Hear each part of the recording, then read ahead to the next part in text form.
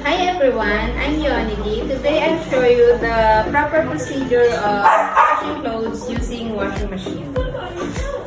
Sort the clothes according to color, size, to prevent contamination of white clothes from the other clothes.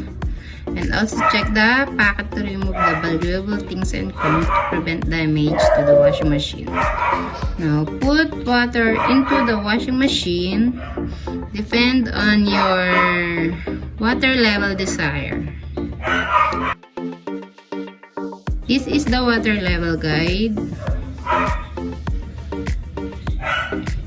This is the washer control.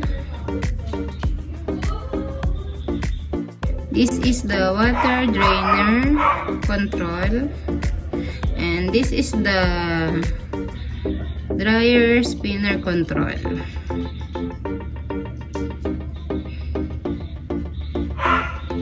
Check the cord to prevent accident before plugging in.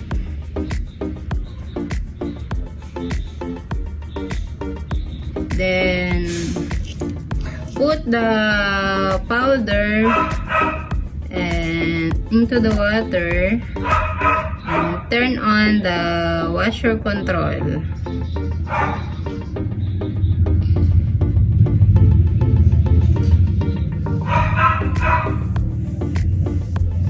And put the rinse white clothes. Rinse the clothes before putting onto the washing machine to remove excess dirt. And wait until it's done. Do the same procedure to the other clothes.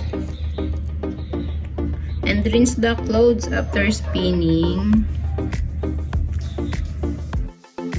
Now, we're finished on washing, and now clean the washing machine to maintain the good condition of the machine. And unplug the machine to avoid accident, of course.